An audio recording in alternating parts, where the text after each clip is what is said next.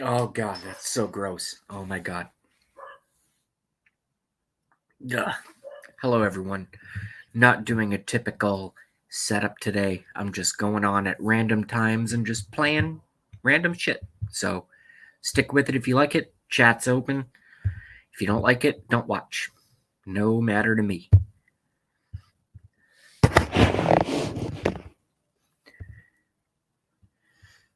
Drudge report. UK shut. Last orders: all pubs, clubs, and restaurants and gyms nationwide will shut down tonight in coronavirus battle. Ooh, fuck.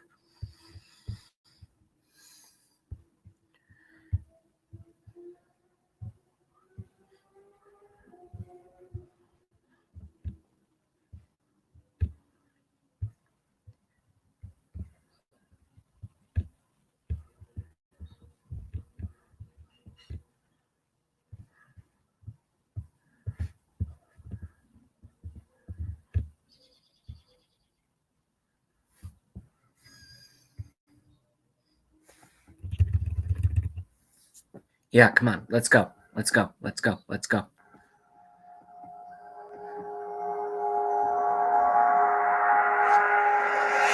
Hey, Bill Clayton. What's up, Bill Clayton? Sometimes ordinary tasks working from home, that's extraordinary good. Feats. The Joint Chiropractic I remember that couple Julys ago when you fucking hated where you were and you fixed it.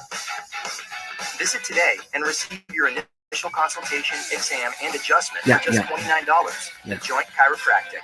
You're back, baby. Coronavirus, motherfuckers. You know, this virus. This one. We are collectively telling cafes, pubs, bars, and restaurants to close tonight as soon as they reasonably can, and not to open tomorrow. Though, to be clear, they can continue to provide takeout services. We're also telling nightclubs, theatres, cinemas, gyms, and leisure centres to close on the same timescale.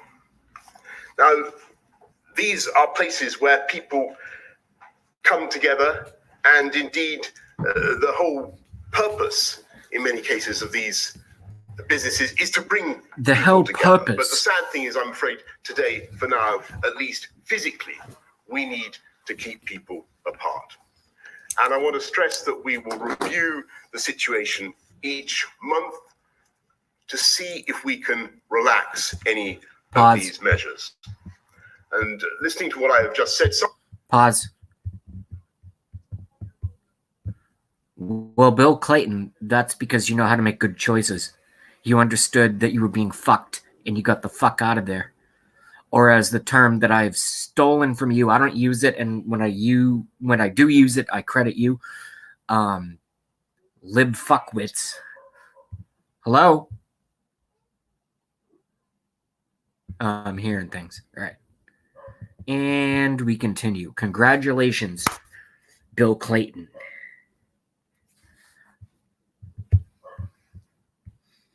Some people may, of course, be tempted to go out tonight. And I say to you, please don't. You may think that you're invincible, but there is no Lib fuck wipe is already nationwide.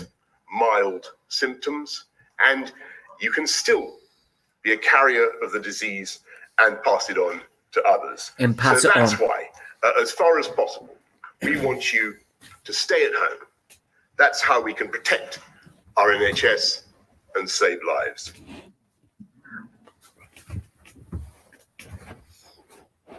Okay.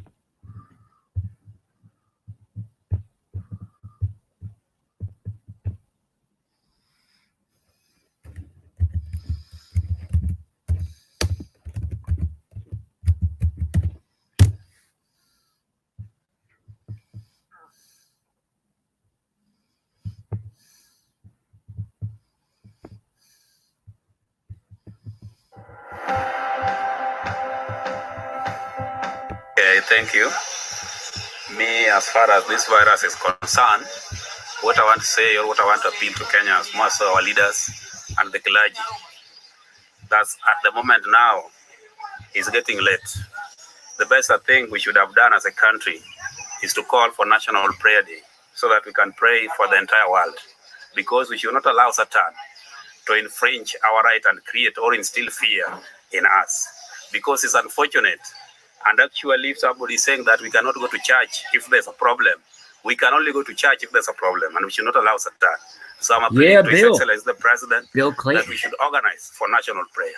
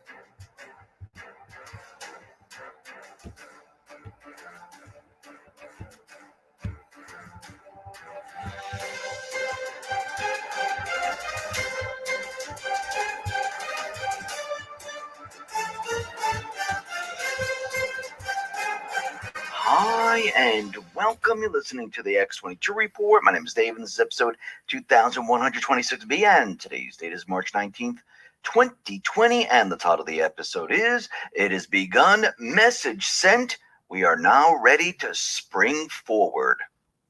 Let's get into the economic collapse, political and geopolitical news. Now, Trump and the Patriots, they sent a message out today. Now, Trump tweeted early this morning, then he followed it up with a press conference. And it seems that they already knew how this was going to play out. This is why from the very beginning, Trump was telling us that this was going to be all over come April. Also told Xi Jinping that heat, the warm weather, will help the situation. I do believe they knew the entire deep state playbook, but they let the deep state do what they do best. This way, they can expose the deep state players. This way, they can expose the mainstream media. This way, they can take control of the entire system and use it to their benefit. Actually, what they have done right now is they have trapped the deep state in their own event. And this is why we're seeing messages come out of certain deep state players saying that, we're in critical condition here. This is not going the way we thought. It's not having the effect that we thought it was going to have. And how do you get rid of fear and panic? With a snap of a finger. All you have to do is show the people there's a cure. All you have to show is that there's a way to make you better. And everything that the mainstream media, the deep state has done, completely disappears. But remember, there's another operation going on. Trump has already started the narrative.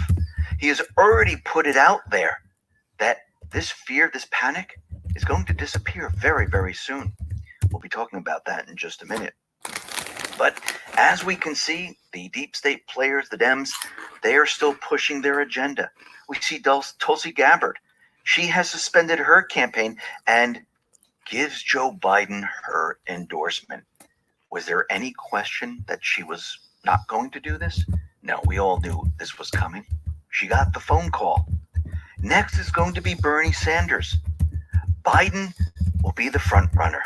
And like we've said, is Joe Biden going to make it to the elections? Or does the deep state, the Dems, do they have another plan? Do you really think Biden can go up against Trump? I don't think so. Even with Hillary Clinton as the vice president, do you think Biden can go up against Trump? No. Look at the polls before everyone started to drop out. Nobody wanted Biden. The only reason he's in the lead right now is because all others dropped out and gave him the delegates. I do believe the deep state, the Dems, they're waiting for that right moment to bring in the real candidates. And that brings us back to, when do you use the Trump card? When do you expose it all? You do it at the right time. And I do believe Trump and the Patriots, they're waiting for that right time. Now, very interestingly, Judicial Watch has announced that Representative Adam Schiff and the U.S. House Permanent Select Committee on Intelligence asked the U.S. District Court for the District of Columbia to dismiss the lawsuit against them for the controversial impeachment-related subpoenas for phone records, including those of Rudy Giuliani, President Trump's lawyers. Schiff and the committee are being represented by the Office of General Counsel for the House of Representatives. Now, the phone records led to the publication of the private phone records of Giuliani, Congressman Devin Nunes, journalist John Solomon, Trump's attorney Jay Sekulow, attorney Victoria Toensing, and other American citizens. In their 14-page motion, Schiff and the committee claim sovereign immunity, speech or debate clause, privilege, immunity from Freedom of Information Act requests, and transparency law, that the records are secret, and that Judicial Watch and the public have no right to see them. Remember, Judicial Watch filed a lawsuit under the public's common law right of public access to examine government records after it received no response to a December 6, 2019 records request. Remember, Tom Fitton, he doesn't give up. He continually fights and fights and fights and wears these people down. Think about the Clinton case, where she is ordered to give testimony and she's trying to backtrack on all this. Tom Fitton said the following: Schiff's new court filing to try to avoid disclosing his abuse of subpoenas and confidential phone records suggests he and Congress can secretly subpoena and publish the phone records of any American with zero accountability under law to the people.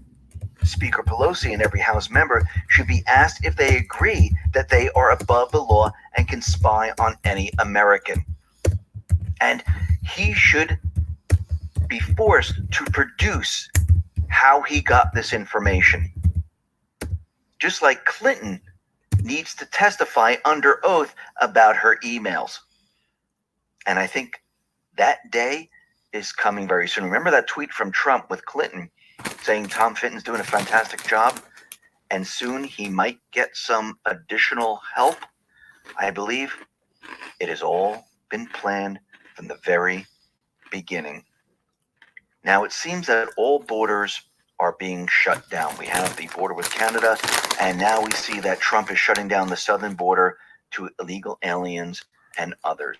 We see countries are in complete lockdown, and they're shutting their borders. I do believe this is for a specific operation. And I do believe that this operation is going to begin maybe sometime next week. According to Q's posts, we understand that next week, boom, boom, boom. Now, does this mean we're going to see Hillary Clinton arrested, Brennan arrested? No, I do believe that this might be an operation either to turn people or to remove the power structure so we don't have to worry about false flag events. And I do believe that Trump and the Patriots allowed this to completely play out, not just here in the U.S., but worldwide, to keep people off the street, to keep people in small gatherings of less than 10, to keep people out of public areas, to minimize the damage when the operation moves forward. And we'll have to see how this all plays out. Now, very interesting, in Iran, I believe the tide is turning right now because Iran's supreme leader is going to pardon 10,000 prisoners. These also include political ones. I believe that now things are changing in Iran. I do believe Trump and the Patriots, they have full control of the situation. And when all of this is said and done, we're going to see things really change very, very quickly. Now, The mainstream media, they are out there and they are talking about the coronavirus, fear, panic, and everything else. And it seems that Trump, the patriots, they're very calm. It's the mainstream media that is in a panic, that is scared. Actually, a lot of Hollywood actors and actresses and corrupt politicians. Hit pause. So I am doing a live stream right now. I'm trying like an experiment. This is an experiment where I don't talk as much, and make it about like, this is what JB thinks about everything. So what I do is, what I'm doing now is I'm keeping myself live just in case anyone goes fucking crazy or, something, whatever.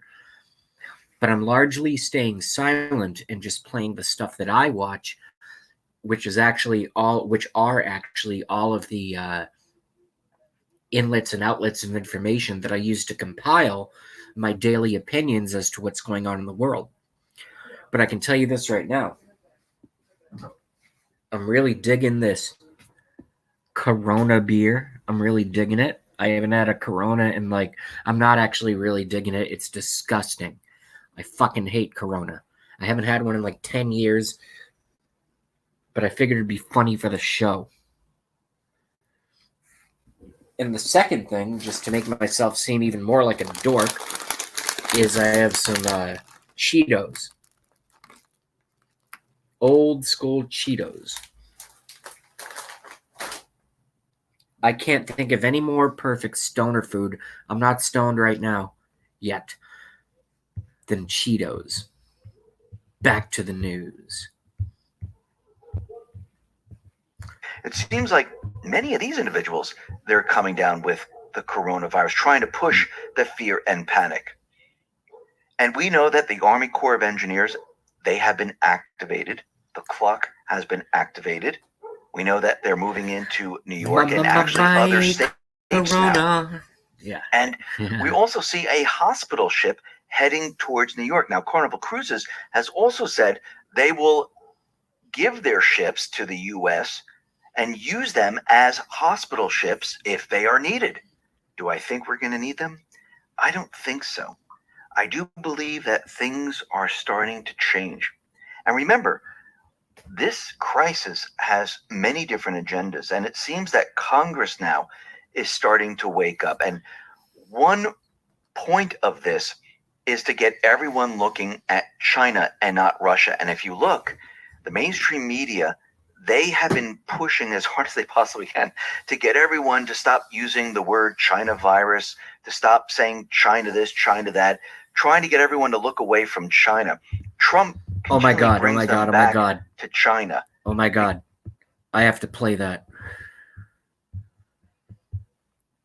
I don't know if you guys follow news. I have the type of career where I'm a producer in the way that I work with my hands and my eyes and my ears.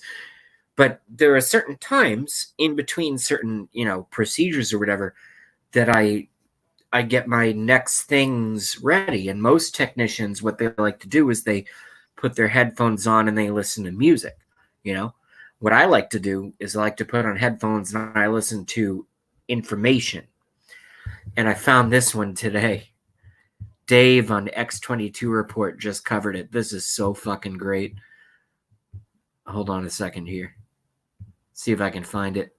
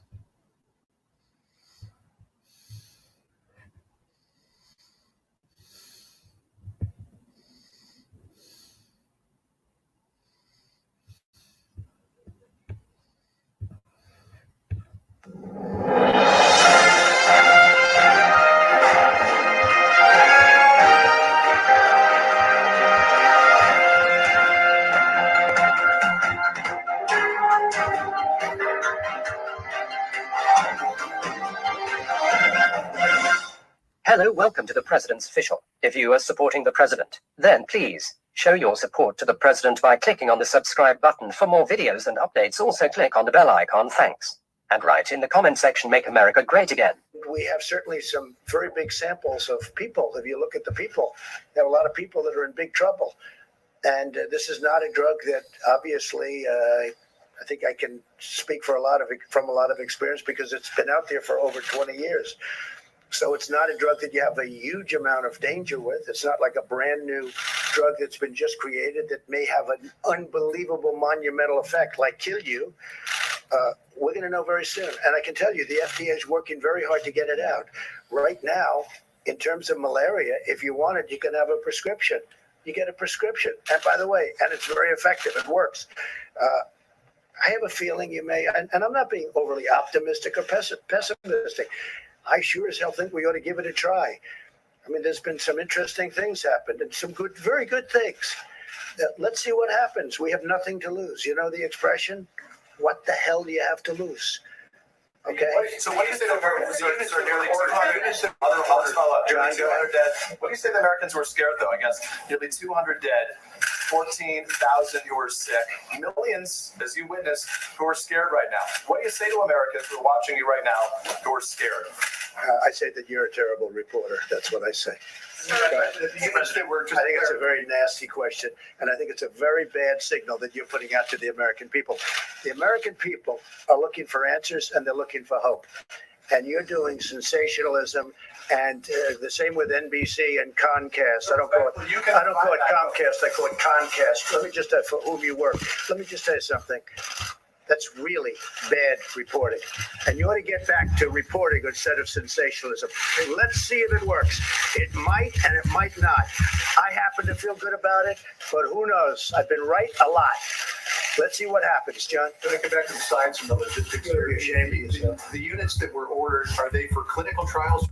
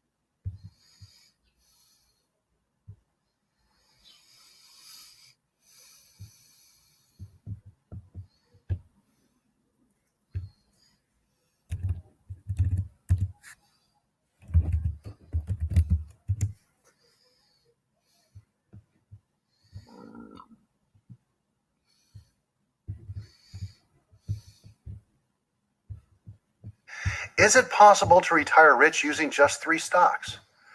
Hi, my name is Jeff Clark, and for the past 36 years, I've helped folks from all walks of life retire wealthy. But 4 U.S. senators, including Intelligence Committee Chair Richard Burr, reportedly sold stock before coronavirus fears sent the markets plunging. One congressman is asking the Securities and Exchange Commission to investigate. Nancy Cordes is on Capitol Hill. Nancy, what do we know? Well, Anthony, these stock sales came about a week before the markets started to slide, as the crisis in Asia was coming to a head, and as senators started to get daily briefings here on Capitol Hill about the looming threat. Financial filings show that Senator Richard Burr of North Carolina, he's the chair of the powerful Senate Intelligence Committee, sold roughly between $600,000 and $1.7 million worth of stock in mid-February. Those sales came about the same time that Burr had written an op-ed assuring Americans that the U.S. was prepared to deal with a pandemic.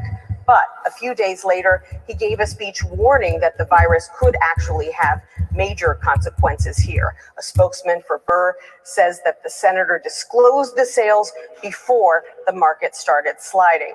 Republican Senator Kelly Loeffler also sold hundreds of thousands of dollars in stock starting in late January. She's from Georgia. It's worth noting she's one of the richest members of the Senate, worth about $500 million, according to some reports. On Twitter, Loeffler said that her transactions are made by advisors and that she wasn't even aware of them until weeks later.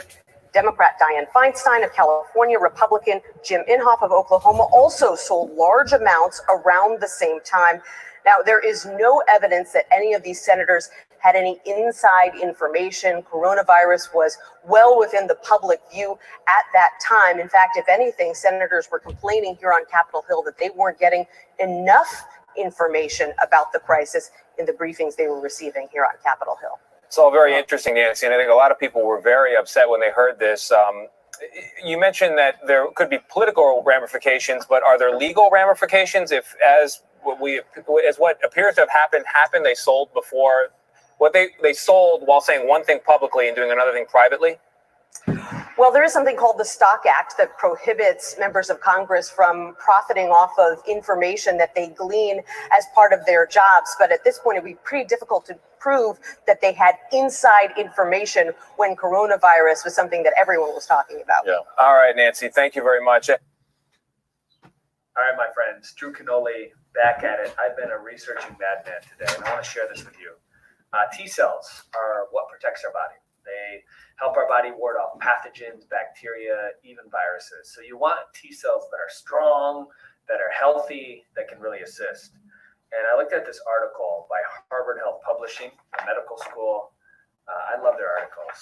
But anyway, one thing that they recommended was eat a high diet, high in fruits and veggies, exercise regularly, maintain a healthy weight, and if you do drink alcohol, drink in moderation. So I know most of you are probably doing that watching this. And if you're not, it's okay, right? We get to improve where we are. I know the recommended daily allowance is get 9 servings of fruits and vegetables every day. I would say 80% of the people that I ask if they actually get, 9 servings of fruits and veggies every day, it's a big fat no. Because it's hard, right, to get 9 servings, especially during a crisis. You go to the grocery store and they don't have everything that you need to be successful at getting the 9 servings of fruits and veggies. So what do you do? What do you do not only during a crisis, but in your life when you want to be better than average, when you want to have the kind of vitality and energy and immune system to support everyone around you and the people you love the most? What I do is I have a system that I do. It's called the Sunrise to Sunset, and it's superfoods that I've researched for the past 11 years of my life, my friend. I've put thousands of hours into reading books, traveling around the world, talking to medicine men, medicine women, and doctors and naturopaths. And I've really researched some cool stuff. But number one is I drink Organifi green juice every single morning without fail. This comes in Go packs as well, so it's easy to travel with. But there's ashwagandha in here, which has been shown to lower stress. I'm a pretty stressful guy. I'm a Pitta dosha, if you know anything about Ayurveda, and I like to go. I'm always doing, right? So it's sometimes hard for me to slow down and get into that parasympathetic nervous system. Ashwagandha actually has you back off the gas pedal a little bit in a good way. It helps lower those stress levels. This stuff tastes like a minty matcha tea. It's absolutely incredible. But enough about green juice. Next up in the afternoon around 2 o'clock, when normal people have that coffee crash, I like to drink Organifi Red. It's got cordyceps for energy in here and also great for the immune system. It's got berries that are so good for you, you guys. It's loaded with vitamins and minerals and amino acids. I absolutely love Organifi Red juice. And to finish the day, to close it out with 7 more of Mother Nature's most powerful superfoods, herbs, and adaptogens. There's Organifi Gold. And the big one in here is reishi, my friend. Reishi mushroom, the beta-glucans in reishi have been shown to basically tell your immune system, hey, it's time to step it up, immune system. Thousands of years in Chinese traditional medicine. It's absolutely incredible. I love reading the comments of all the testimonials we received, writing in saying how well they slept, actually, drinking Organifi Gold. It's pretty cool. So these are the 3 things. It's my soul's purpose and desire to bring forth great products for you, my friend, at this time. You can get them right now. Click in the video or click the link below and let me know what you think. A risk-free trial. So get enough so that you're protected. And if you feel like supporting other people at this time, do that as well. I'm always a firm believer is when the world is going into scarcity, I go into abundance, and I go into abundance of all things. That doesn't mean you have to buy this, you guys. Maybe you're just watching this video. Check out some of my other videos online. I'm here to give. I'm here to truly support as many people as possible. So thanks for watching this. And if you are interested in the world's greatest superfoods, right here, click in the video or click the link below.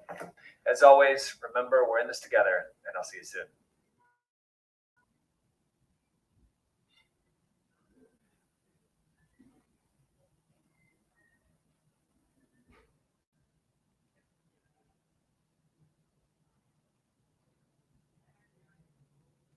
While Americans are looking to Congress for help at time, several senators are reportedly having helped themselves. On January 24th, senators were given a closed-door briefing on the coronavirus by top health officials.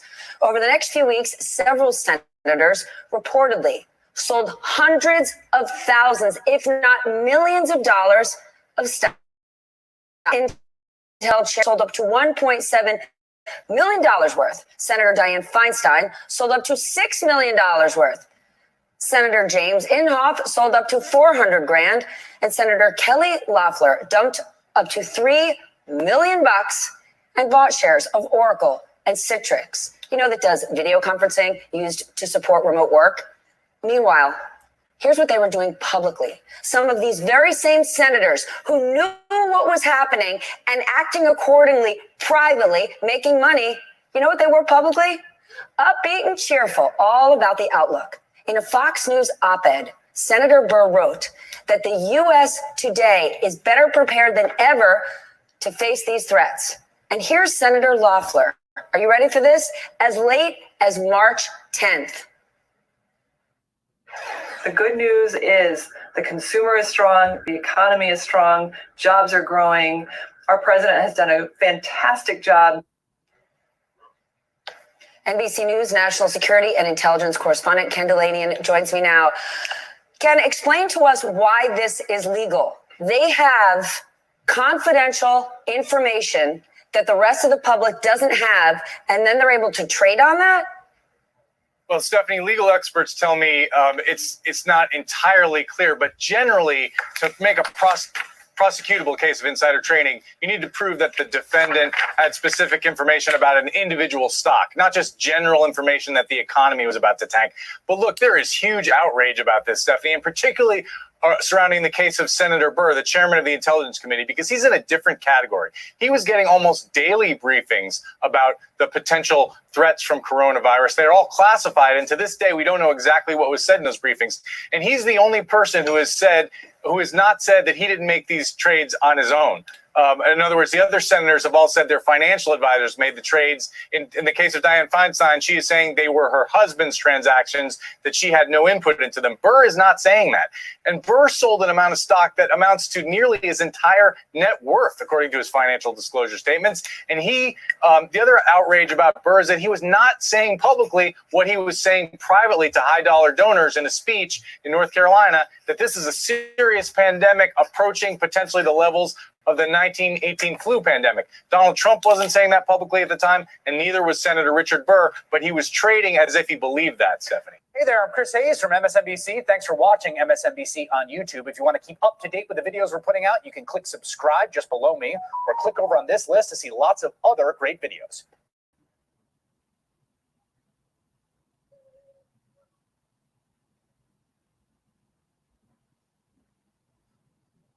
Joining us now is the mayor of New York City, Bill de Blasio. Mayor de Blasio, what is the latest on New York City? The potential that you may need to ask people to shelter in place. That has happened for the entire state of California. Mika, right now, I'm so sorry to have to tell you, 4,000 cases in New York City.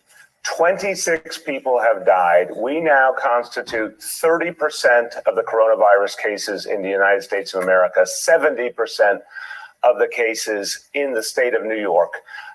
We have to take really intense, radical action right away. That clip you played, that's not a commander-in-chief. The president is absent. We don't have masks. We don't have ventilators. I was very blunt with the people of my city yesterday that at the beginning of April, we will run out of basic medical supplies because of the intense strain that's being put already on our hospitals by this crisis. We literally will not have the things we need to save people's lives. So now we have to, not only in New York, but in many parts of the country, we have to go to a shelter-in-place model. There's different names for it. In California, they're called at home. I think that's great as a message. But running out of options in many places, and New York is really the front line of this battle right now. And Mika, it's a stunning. The president has the Defense Production Act. He could right now use that to mandate the creation, the manufacture of these products. He could activate the United States military. I am certain the military is ready and willing to serve, and they could ensure these products get delivered where they're needed. And none of that is happening. And I'm telling you, in 2 weeks' time or 3 weeks' time, we will have nothing left. And I've not gotten a hint of an answer from the federal government about when resupply is coming. So what realistic requests do you have for the governor and for the president right on? I think the governor's been doing a great job. I think he's been making the right decisions and trying to work with the resources that in the state that now unfortunately has the most cases in the nation.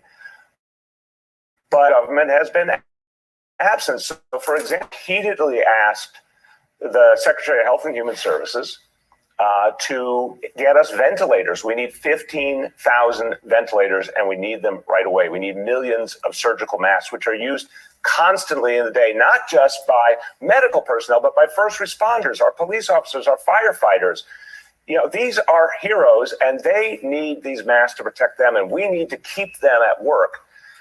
And we've been saying it over and over to the federal government, nothing. The Secretary for Veterans Affairs, we have pleaded with him to open up the Veterans Administration hospitals, which have beds going unused, which have medical supplies and personnel. We have lots of those facilities in New York City. We need all hands on deck. And again, Mika, what is driving me crazy, the military, I know the quality and the devotion of the United States military. If they got the order this hour to and to the places in this country that are suffering, they would give it the best logistical capacity of any organization in America. No one doubts that. They're a group of medical personnel and material and supplies that they could put on. I'm sure they could do it in their own country. Order has not been given by the commander-in-chief because he's not acting like a commander-in-chief. He doesn't know how. And he should get the hell out of the way and let the military do its job. Mr. Mayor, it's Willie Geist. Appreciate you taking some time on another busy morning for you.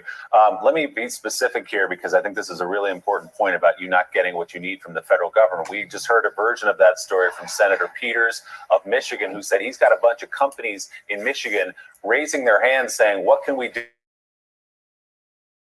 We'll get all this that need them like ours here in New York City. But what you're telling is the story of calling the federal government, the mayor of the largest city in this country, 8.5 million people, and not getting a response from them? Are they not calling you back? You're on your own. Willie, they're basically telling us we're on their own for supplies from the Strategic National Stockpile. We got a lot of expired supplies. Hence, are weeks, if not months, behind this crisis. And I made the analogy yesterday to Herbert Hoover. I mean, literally, Donald Trump's going to go down go down in history as a president who acted like Herbert Hoover at the beginning of the Great Depression. He is out of touch with what's happening to people, slow to act, unwilling to use his powers. Right. And so what is happening here is we make the request, we get lip service, and nothing comes. And meanwhile, every hour, we're getting closer to that point where our hospitals will be entirely full and we won't have the supplies. You can't effectively treat people if you don't have surgical masks. If you don't have a ventilator, you can't help someone who's in deep respiratory distress. And that's what happens with this disease. So there's a point at which, as more and more cases grow, the medical community can do everything and anything, but they can't create supplies out of thin air. They can't treat someone without equipment. And this is like something you would think we were talking about in an underdeveloped country or something from generations ago. It's about to happen here, not only in the nation's largest city, it's going to happen in a lot of other places. If the federal government doesn't get involved, and I think what we're all going to have to do, Willie, I think every place that's at the front line of this crisis needs to move to shelter in place to protect ourselves.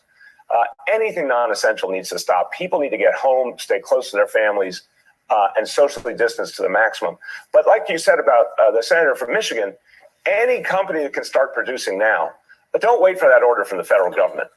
The federal government doesn't exist at this point, the way they're acting. We're all on our own, so let's act self-reliant as Americans.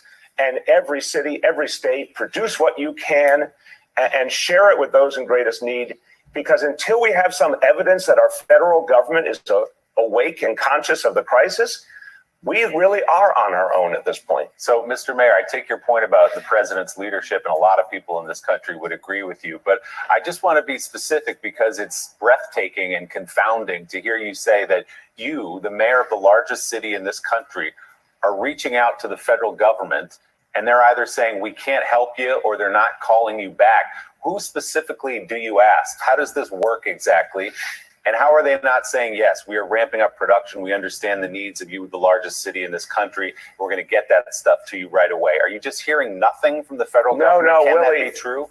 Willie, I reached out to Vice President Pence several days ago. He sent me to Secretary Azar. We had a great conversation. And then all my subsequent requests, we've heard nothing. We've put it all in writing. They're not calling back. They're not responding. But most importantly, Willie, you would know it too. There's no supplies moving. Right. There's no military mobilization. We would know, I assure you, if we were receiving supplies, we're not. We would not gotten a call saying, here's your shipment, here's when it's coming. And then I asked Senator Schumer, who I think has provided a lot of leadership. He has suggested a Marshall Plan for our hospitals. That's exactly what we need. I've asked the senator to also reach out on behalf of the people he represents. He's been trying. He's not getting a response. He's the minority leader of the United States Senate. He's doing his damnedest. But there's, the lights are on, but nobody's home at the executive branch. We can't get a straight answer. And look, Willie, we all know what things look like in wartime in this country. We've all understood that history. My parents were part of that greatest generation of World War II. I grew up on all the stories of what our nation went through. And you knew the president of the United States was calling the shots every single moment, and you knew that things happened. We aren't seeing the military. The military should be present on the ground in the nation's largest city right now. If we are 30% of the cases in this nation, and we are about to hit a really bad wall in a few weeks, I can tell you, come out in the street, go out on the Broadway with me, right down the street from City Hall.